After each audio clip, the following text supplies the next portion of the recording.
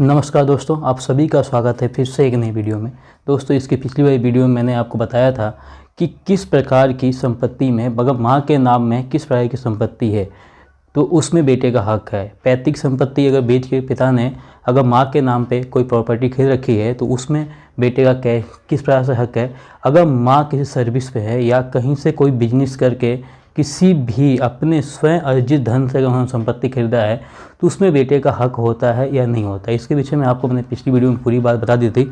आज मैं बताऊंगा कि अगर माँ के नाम में प्रॉपर्टी है और माँ की मृत्यु हो जाती है तो उस प्रॉपर्टी का उत्तराधिकारी कौन होता है। इसके विषय में आपको मैं पूरी जानकारी दूंगा। आप लोग इस वीडियो के अंत तक बने रहिएगा और आपसे यही कहूँगा कि अगर आप लोग मेरे चैनल पर नए हैं या पहली बार मेरे वीडियो को देख रहे हैं तो आप इस चैनल को सब्सक्राइब जरूर कर लीजिए और साथ ही इस वीडियो को लाइक करना बिल्कुल ना भूलें।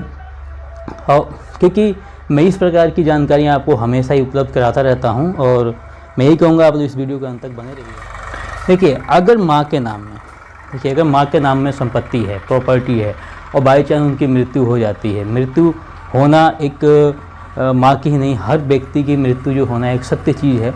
इसमें आपको बुरा मानने की ज़रूरत नहीं है, क्योंकि मैं बार बार जब प्रॉपर्टी होती है तो उसमें मृत्यु शब्द का एक यूज करता हूँ तो उसमें आपको बुरा मानने की ज़रूरत बिल्कुल भी नहीं है। तो ये जो मृत्यु है ये वो सत्य चीज़ है। तो क्या है कि अगर माँ के नाम में प्रॉपर्टी है और माँ की मृत्यु हो जाती है, चाहे वो कैसे भी हो, पैतृक संपत्ति को बेच की गई हो या फिर क्या बोलते हैं माँ किसी सर्विस पे थी और उसके द्वारा उन्होंने प्रॉपर्टी खरीदा, तो वो उसका जो है उत्तराधिकारी कौन होता है। क्या वो प्रॉपर्टी पिता के नाम पे डायरेक्ट जाएगी या बच्चों का होता है। तो इस चीज़ को मैं आपको बताऊंगा। तो सब पर ध्यान दीजिएगा। जब माँ की मृत्यु के बाद में प्रथम वर्ग यानी पहला जो उत्तराधिकारी होता है वो बेटा और बेटी, ठीक, मतलब माँ की मृत्यु के बाद में उनकी संपत्ति का जो पहला उत्तराधिकारी होता है बेटा या बेटी होते हैं।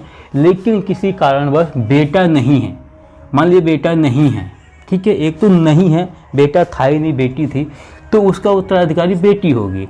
अब किसी कारणवश मान लेते हैं कि बेटी की जो है कि मृत्यु हो चुकी है पर बेटे का बेटा या बेटी है, ठीक है, और इनकी जो है मृत्यु हो चुकी है, मतलब बेटी की मृत्यु हो चुकी है, तो उस प्रॉपर्टी का प्रथम उत्तराधिकारी में जो है कि बेटे का बेटा बेटी आ जाएंगे।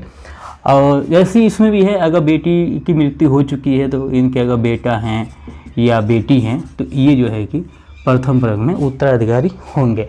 लेकिन किसी कारणवश से है ही नहीं, ये नहीं थे, मान लीजिए ये है ही नहीं, तो उसमें क्या है, पति इस प्रॉपर्टी के उत्तराधिकारी होते हैं।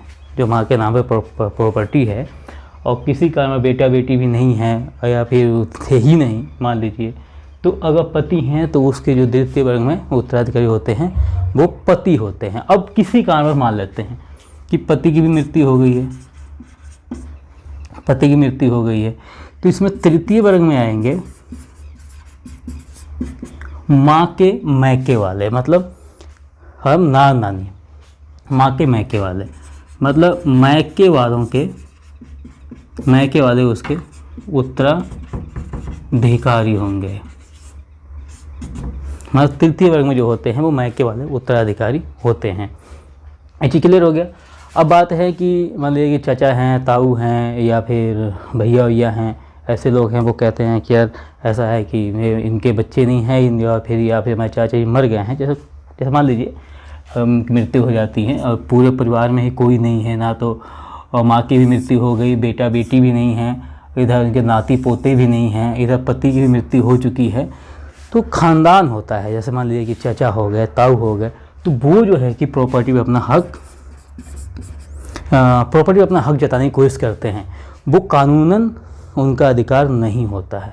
हाँ, अगर बाई चांस अगर यहाँ से अगर मनाही हो जाती है तो फिर ये जो है कि ख़ानदान वाले जो होते हैं, जैसे कई भाषा में कई लोग परिवार बोलते हैं, ये सब बोलते हैं, तो वो उसमें हक जता सकते हैं। तो ये चीज़ ध्यान देने वाली बात है। सबसे पहले ध्यान दीजिएगा कि आखिर पिता के नाम पे डायरेक्ट, मतलब माँ की जो संपत्ति है वो पिता के नाम पे डायरेक्ट क्यों नहीं आती है, बेटा बेटी को ही प्रथम उत्तराधिकारी क्यों बनाया गया है। तो इसलिए बनाया गया है कि हो सकता है कि माँ की मृत्यु के बाद में पिता दूसरी शादी कर लें, ठीक है।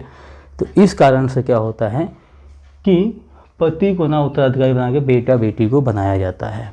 अगर मेरे द्वारा दी गई जानकारी आपको अच्छी लगी हो तो वीडियो को लाइक शेयर कमेंट करना बिल्कुल ना भूलें। मिलते हैं आपसे नेक्स्ट वीडियो में, तब तक के लिए बाय।